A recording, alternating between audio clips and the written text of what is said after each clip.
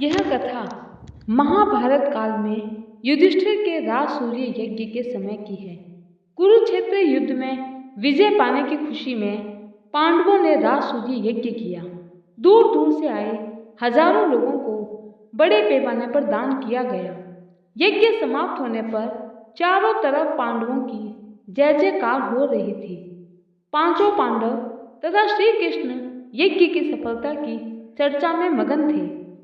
पांडव इस बात से संतुष्ट थे कि इस राजसूय यज्ञ का फल उन्हें अवश्य प्राप्त होगा, क्योंकि दूर दूर तक इस यज्ञ के सफल होने के चर्चे हो रहे थे। तभी एक नेवला, जिसका आधा शरीर सुनहरा और आधा भूरा था, राजमहल के भंडार गृह से बाहर निकला और यज्ञ भूमि पर अलौटने लगा। फिर वापस भंडार गृह में चला गया। यह प्रक्रिया उसने 4-5 बार दोहराई। इस विलक्षण नेवले की विचित्र हरकतें देखकर पांडवों को बड़ा आश्चर्य हुआ। धर्मराज युधिष्ठिर पशु पक्षियों की भाषा जानते थे। उन्होंने नेवले से कहा, ये तुम क्या कर रहे हो? तुम्हें किस वस्तु की तलाश है?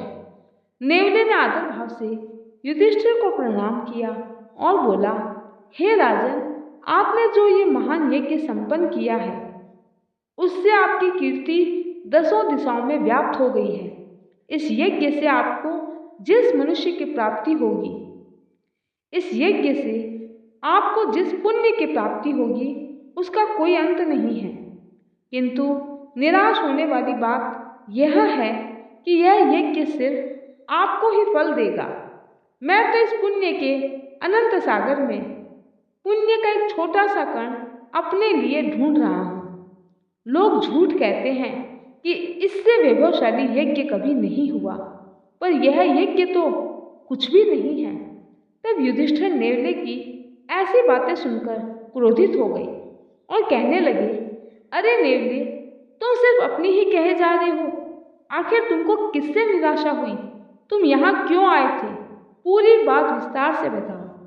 तब नेवले ने कहा, यज्ञ तो वह था जहाँ लौटने से मेरा आधा शरीर सुनहरा हो गया था।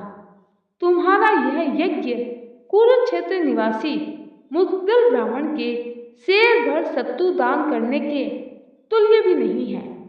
हे नेवले, ये मुद्गल ब्राह्मण कौन है? आखिर तुम इतनी प्रशंसा क्यों कर रहे हो? क्या उन्होंने भी कोई यज्ञ किया था? मुझे पूरी कथा विस्तार से बताओ, मैं जानने का इच्छुक हूँ। हे राजन, तुम्हारी जिज्ञासा मैं अभी शांत किए देता हूँ। बात उस समय की है जब एक बार भयंकर अकाल पड़ा हुआ था और उस तपस्वी ब्राह्मण के पास खाने को कुछ भी नहीं बचा। किसी तरह वह जौ का एक प्रस्त बीन सका।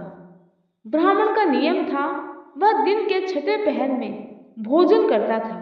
यदि कुछ मिल जाए तो ठीक, वरना वह भूखे ही अपना दिन व्यतीत करता था।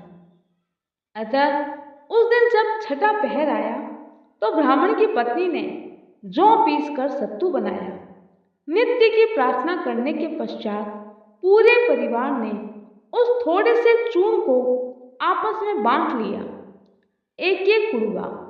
जब वे भोजन करने बैठे तो उनके यहाँ एक अतिथि आया। अतिथि को देखकर अत्यंत प्रसन्न हुए। उन्होंने अपनी इंद्रियां, क्रोध और वासनाओं पर विजय प्राप्त कर ली थी। उन्होंने उसका स्वागत किया, उसके चरण धोए, कुशल क्षेम पूछा, बैठने के लिए कुश का आसन दिया और खाने के लिए सत्तू दिया।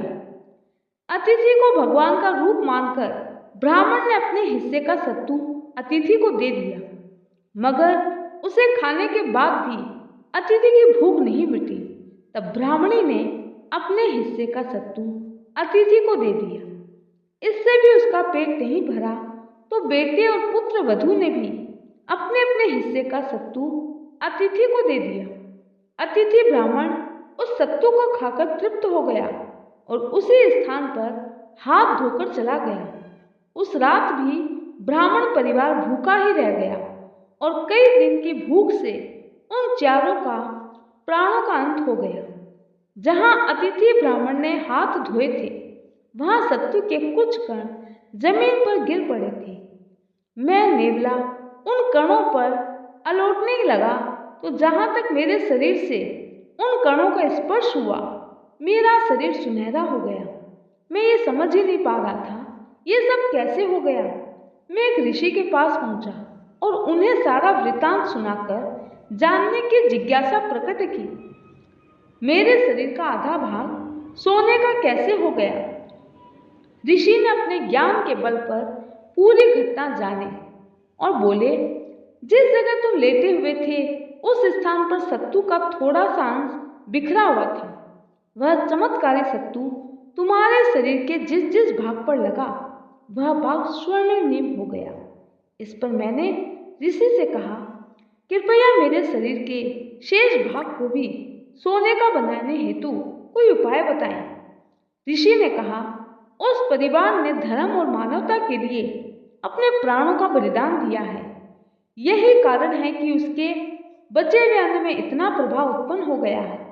उसके स्पर्श मात्र से तुम्हारा आधा शरीर सोने का हो गया। भविष्य में यदि कोई व्यक्ति उस परिवार की ही भांति धर्मपूर्ण कार्य करेगा तो बचे हुए अन्न के प्रभाव से तुम्हारा शेष शरीर भी स्वर्णिम हो जाएगा। तब से मैं सारी दुनिया में घूमता फिरता हूँ कि कहीं वैसा ही यज्ञ कहीं और देखने को मिल जाए। इसलिए मेरा आधा शरीर आज तक अधूरा ही रह गया है।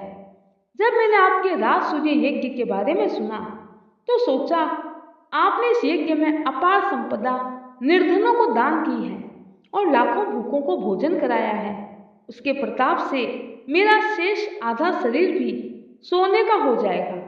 और ये सोचकर मैं बार बार यज्ञ भूमि में आकर धरती पर अलौट रहा था, किंतु मेरा शरीर तो पूर्व की ही भांति है।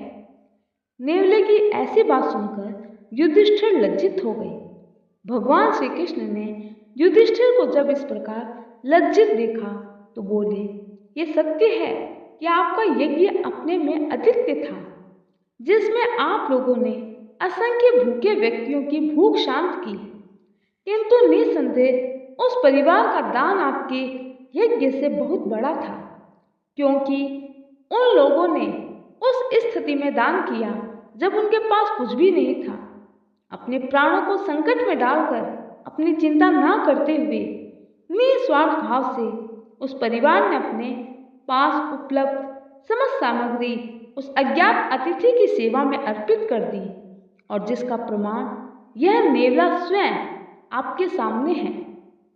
सही अर्थों में दान का औचित्य यहीं पर पूरा होता है।